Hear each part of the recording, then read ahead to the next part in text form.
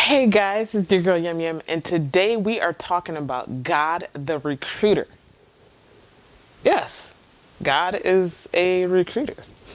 Actually, he's more than a recruiter. He's like a recruiter on 10. But anyway, we'll get into that. So, before we do that, welcome to YEM'S World. I'm coming to you live from the spot. If you haven't already, make sure you go ahead and like, subscribe, leave a comment in the comment section, and share the video. Thank you. All right, let's get into it. Okay, so today we are looking at Exodus chapter 31. And I'll be honest with you. Let me give you a brief story about Exodus 31. This is actually one of my favorite books of the Bible. Yes, chapters in the Bible. It's actually one of my favorites because the first time I had ever heard anything about Exodus 31 was several years ago when a pastor of mine, he said he prayed for me. I believe I was moving to a new city for work, and he prayed that the Lord would give me a spirit of excellence like Bezalel. I believe that's how. Yes, I think so. And I was like, oh, really? Who's Bezalel? Who's Bezalel? So I had to go back to Exodus 31, and then I checked Bezalel, and I read everything that was there, and I was like, oh, okay, Bezalel was kind of the stuff. And so then after that, I would, anytime I prayed about excellence, I always prayed referring to Bezalel. And, but I had never actually, gone through this study, and so now that I went through this study, it put everything into context, which is why, guys, quick note, always good to read things in context. Always good to read things. You just get more understanding that way. So anyway, I read Exodus chapter 31 in the context of what we are studying today, and it makes total sense. It just lines up. So I'm actually going to read to you several of the verses because I just think that they just should be read. And I really like the King James version of it, and so I'm going to read the first few verses of Exodus 31. Shall we? It says, "And the Lord spake unto Moses, saying, See, I have called by name Bezalel, the son of Uri, the son of Hur, of the tribe of Judah. And I filled him with the Spirit of God, in wisdom and in understanding, and in knowledge and all manner of workmanship." Love that word. "To devise cunning works, to work in gold and in silver and in brass, and in cutting of stones to set them, and in carving of timber, to work in all manner of workmanship. And I, behold, I have given him with him Aholiab, the son of Ahisamach, of the tribe of Dan. And in the hearts of all that are wise-hearted, I have put wisdom, that they may make all that I commanded thee: the tabernacle of the congregation, the ark of the testimony, the mercy seat that is thereupon, and all the furniture of the tabernacle, etc., etc." Actually, the table, furniture, the pure candle, all its furniture, and the altar of incense, altar burning, burnt offering, and with all its furniture, etc., etc.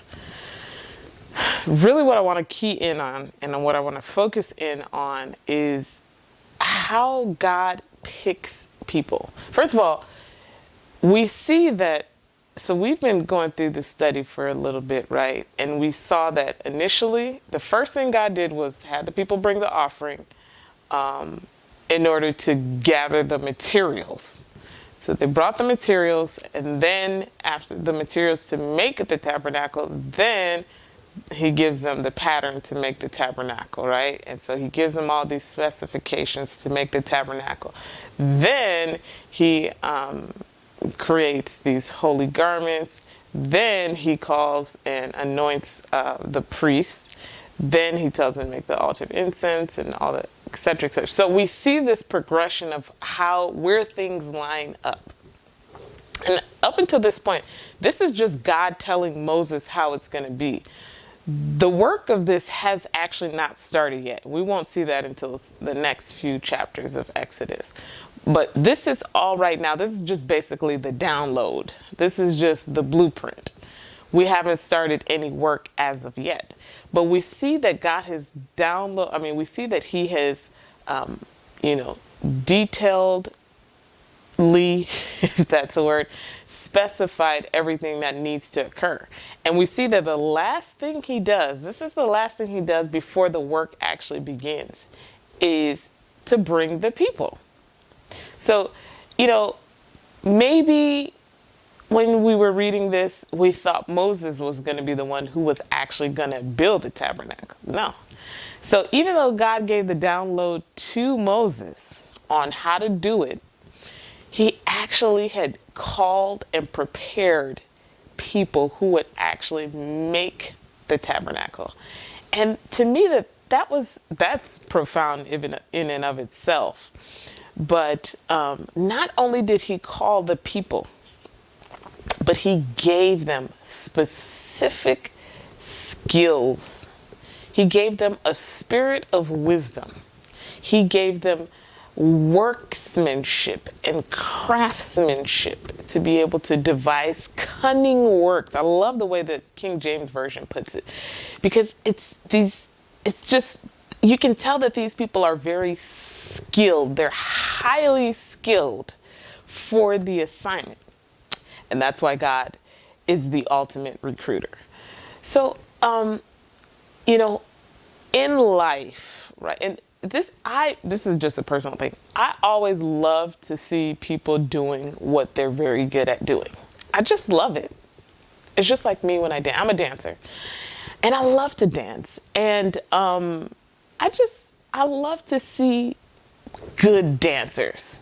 When somebody's like my spirit flows along. I just love to see somebody who can control, who has the control of every movement. They're in tune with the music. They're in tune with the beat. Everything makes sense. Everything is connected. They're skilled in that work. God not only did he call, we hadn't heard of Bezalel ever before this. This is his first time being mentioned in the Bible. He just came out of nowhere. Like, we have no idea who he was, other than the fact that he was the son of Uri and the son of Hur and of the tribe of Judah. Like, that's all that we know about him.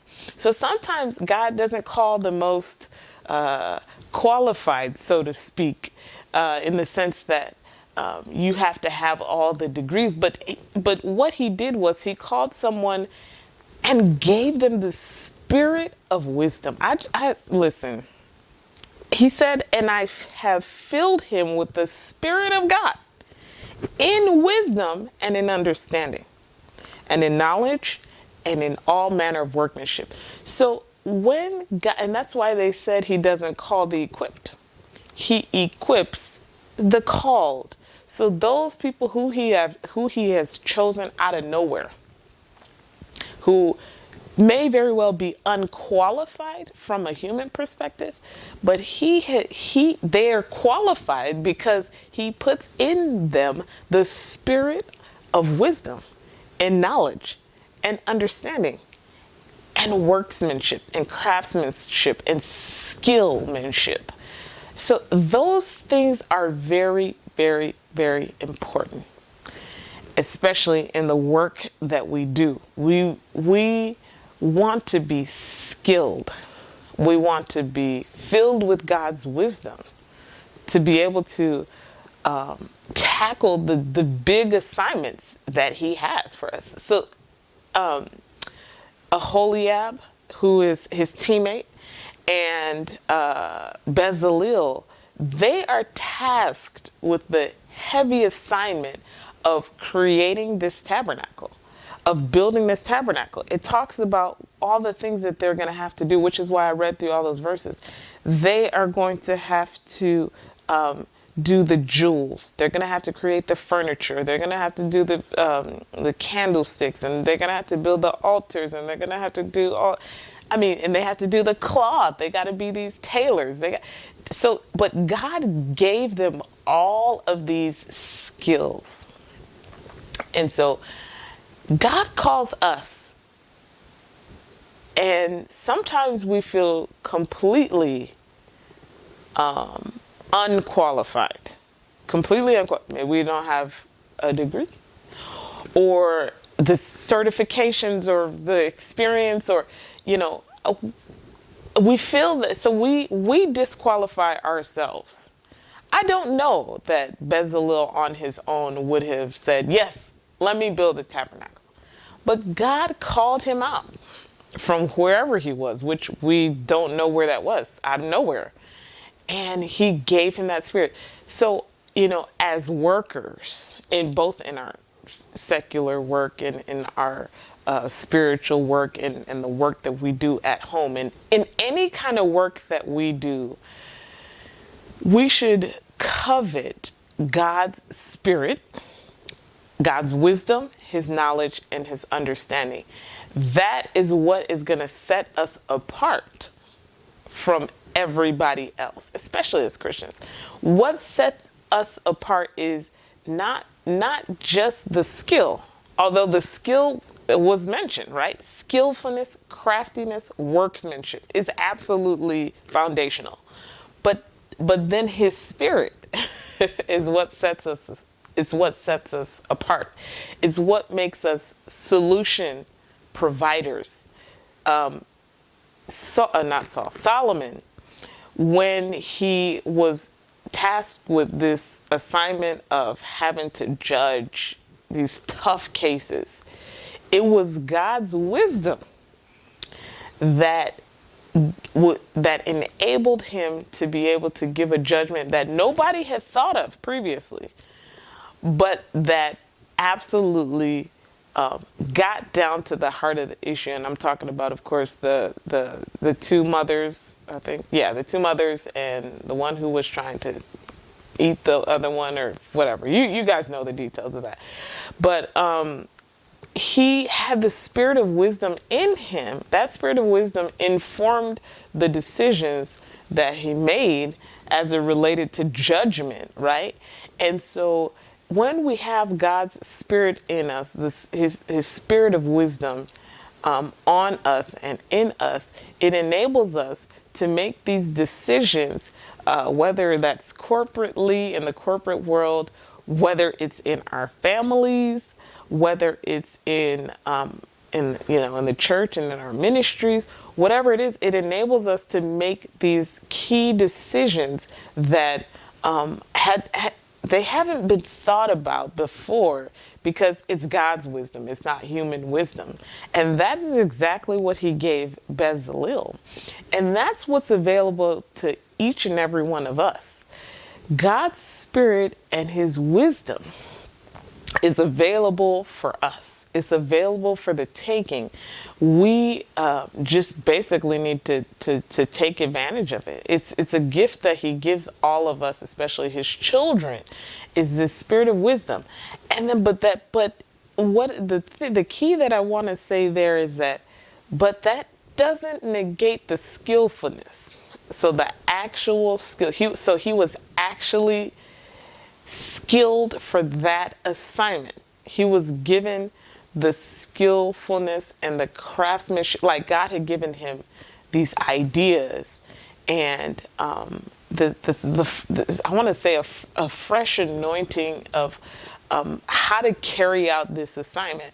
And God gives that to us also. He makes those ideas and this creativity, artsy and crafty, all of those things he gives to us in our various areas of focus and expertise or work, right? He can make those things available to us. So if you have a project at work and maybe it's something that it's a problem that your company has been facing for a long time, if you engage the Spirit of God, his wisdom, his knowledge, and his understanding, you can come up with the solution that nobody has thought of before, that addresses once and for all that particular need and that particular problem.